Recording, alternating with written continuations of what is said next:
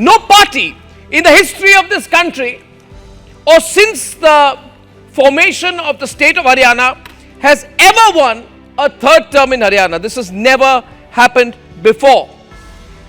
There have been only 2 previous instances of 2 consecutive governments. Hence, we must understand the historic significance of a hat-trick in Haryana. It's completely unexpected and it proves that the BJP is back to its winning ways.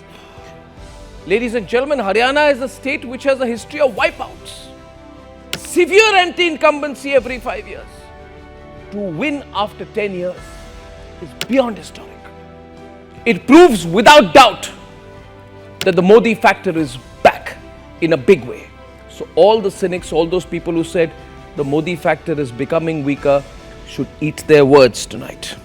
It is so historic that the vote share of the BJP in 2024 is higher than what it got 10 years back.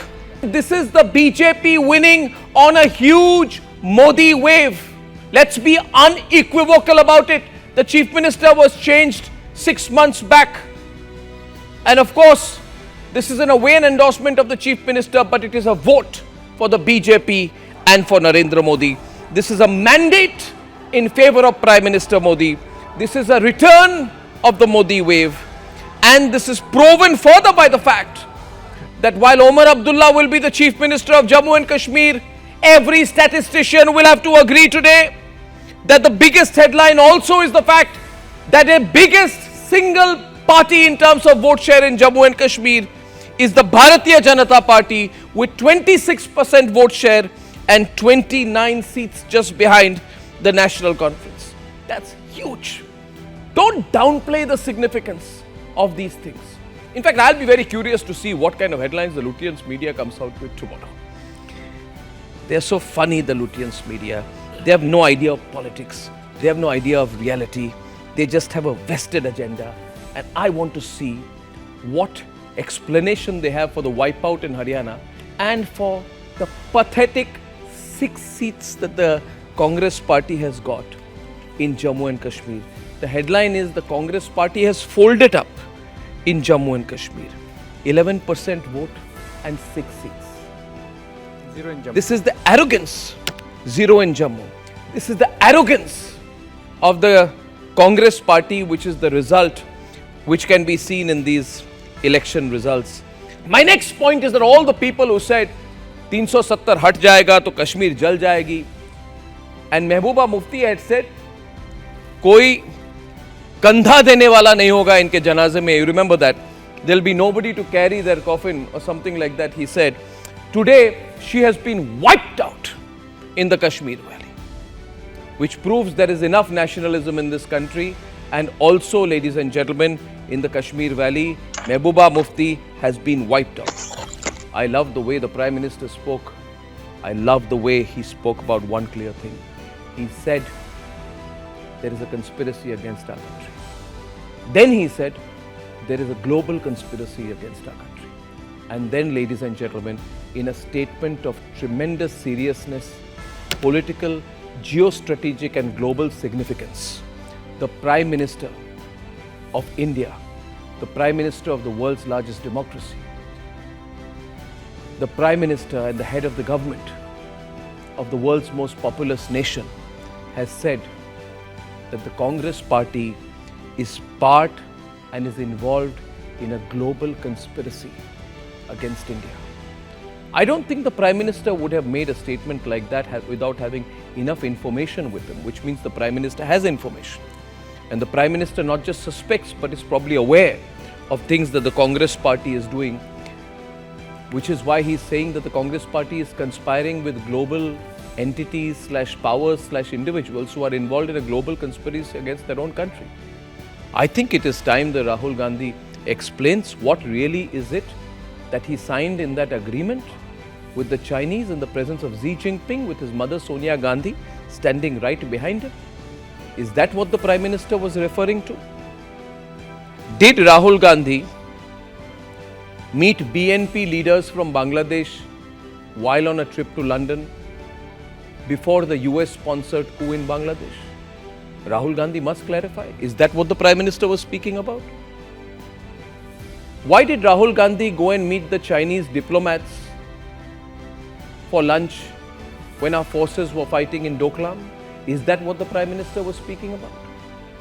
Did Rahul Gandhi meet certain suspicious State Department officials who are involved in regime change operations of the US State Department, who have links with the CIA, who have links with the deep state of America during his America trip or elsewhere?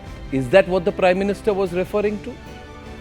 Is there some global NGO conspiracy, some group of global entities who are working against India's sovereign economic and geopolitical interests, which the Congress party is involved in? Is that what the Prime Minister was referring to? But I'm glad the Prime Minister has said it. If you remember, viewers, I've been saying this for a long time. I put two and two together and some things don't add up. We saw what happened in Bangladesh and we felt there was a foreign hand. It was not just our suspicion. It was our analysis of the situation. It's very significant, therefore, what the Prime Minister has said.